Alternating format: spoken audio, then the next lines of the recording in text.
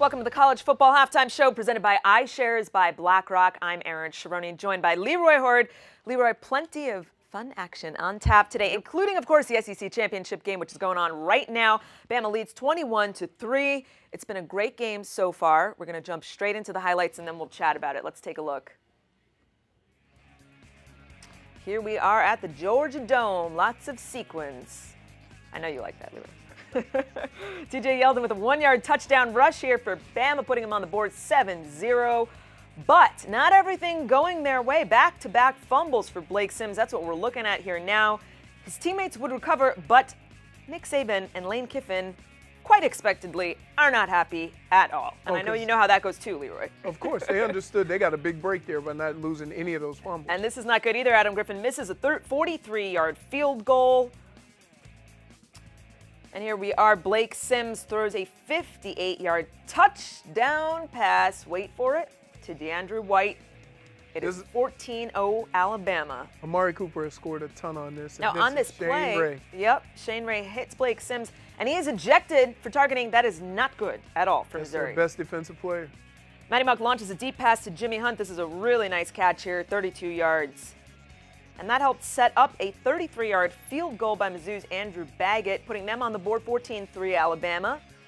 Last but not least, TJ Yeldon rushes 2 yards for his second touchdown, and that is where we are right now, folks. 21-3 Alabama. Missouri is driving at the moment. What are your thoughts, Leroy? Well, you know what? They didn't run the ball. They're relying on Matty Mock, and I don't know if I would do that. They run the ball. They're an excellent run team. That's how they been so successful this year. So I'm just wondering, why are they putting their hands into Matty Mock and not running the ball more? That being said, he's completing a few passes, and they're moving the football as we speak. So, they have a game plan. They're going to stick with it. I just think that they should run the ball more, not put them in a position to make mistakes. Missouri is 4th and goal right now. We're going to show you the play live. Check it out.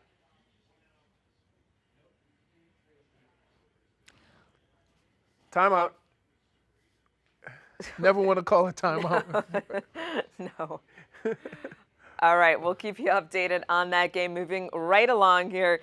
Oregon smoked Arizona, Leroy, on Friday, 51-13 to win the Pac-12. How good is Oregon? That's my first question for you.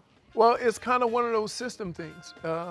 What they do so well, and they have for several years. And if you can't defend it, offensively, they put pressure on every aspect of your game. They make you feel offensively that you have to score or you're not going to keep up. They force you into mistakes offensively because by putting pressure on your offense, you take chances. Right. Their defense gets turnovers.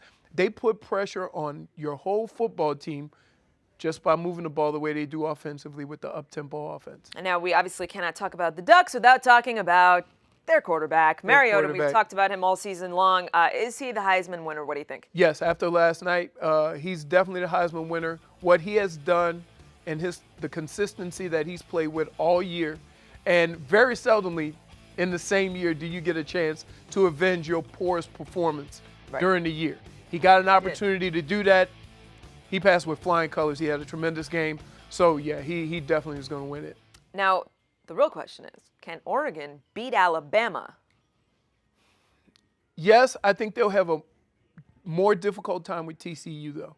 If things match up now, if they get past TCU, they absolutely have a chance to beat Alabama.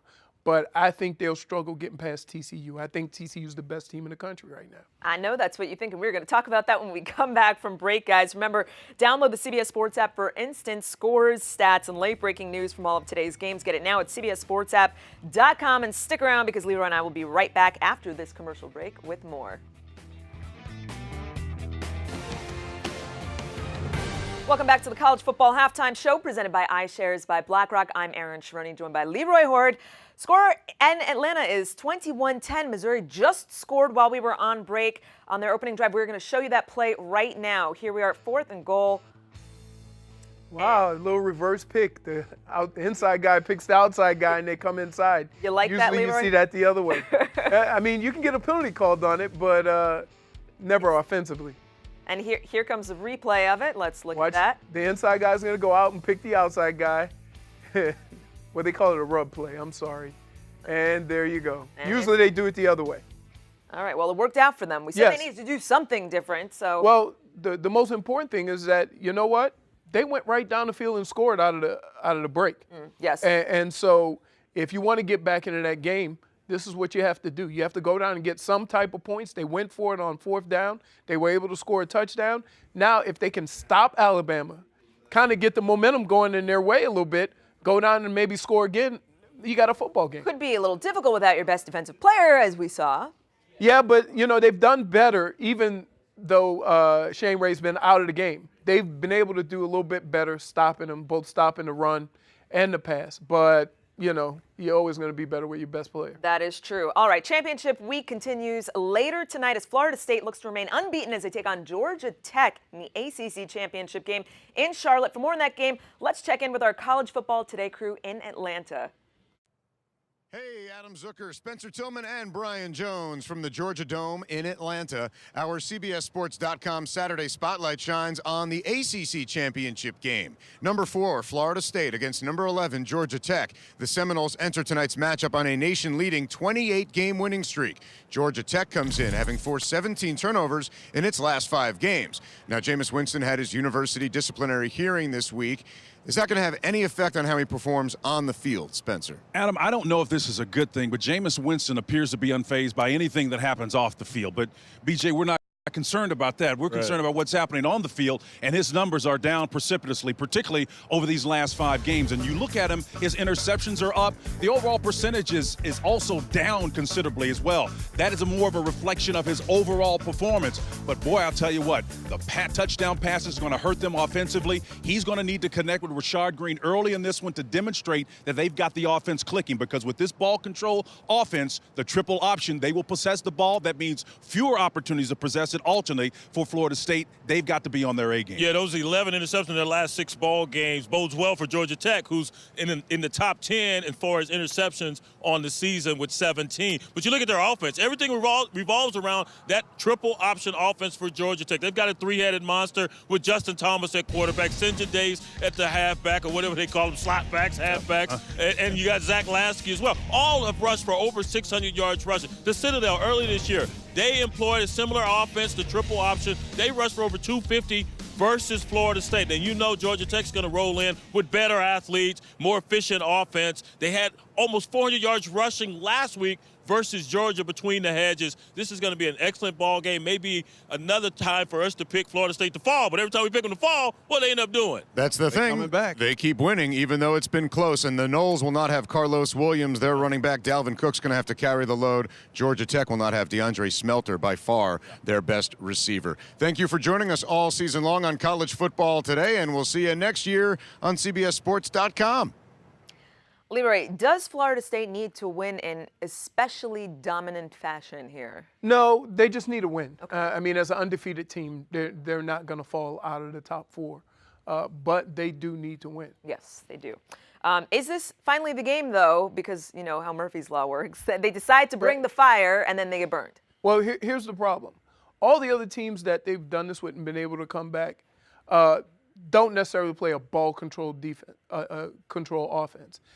After the second quarter, when they had the lead, they tried to control the ball. All these teams did. Miami, Louisville, not Louisville, all the teams that they played, okay? But they weren't able to do it because that's not their style. Georgia Tech, all they do is try to control the ball. So it's their offense. That's what they do. So if Florida State gets behind, they might have trouble getting the ball enough times to catch up. Now, speaking of Georgia Tech, what are the keys for them? Just play the style of football you've been playing. Run it. Don't turn the ball over. Be efficient. Run the offense that you've been running.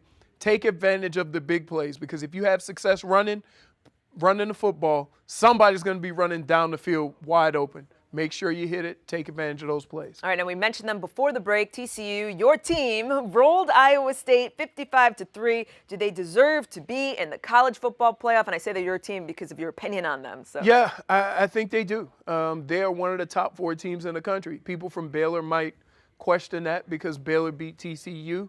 But the committee has determined that when you look at who's the better team, they believe that TCU is better than Baylor. So TCU's in the top 4. And even though Baylor beat them?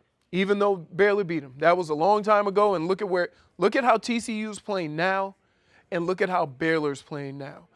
If you had a choice, you would say TCU's better than Baylor. All right, well, speaking of Baylor, Kansas State at Baylor tonight, what do you think there?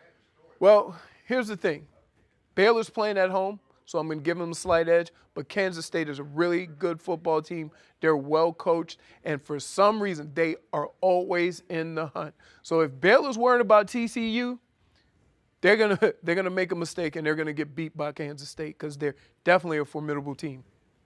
All right, I just got an update that Oklahoma now leads Oklahoma State 35-21. That's changed from just a couple of minutes ago. So what do you think about that? Well, I think Oklahoma, listen, Oklahoma has been one of the top programs in this country for a while, in the NCAA for a while. They've kind of fallen off. They haven't had the national prominence that they're used to having. And it might be just they don't have the quarterback yet. Once they get that, they're going to give Stoops a chance to kind of get back into things, and they're going to contend again. All right, well, that will do it for us, folks. We're going to send you back to the game. Thanks for watching. Enjoy the second half.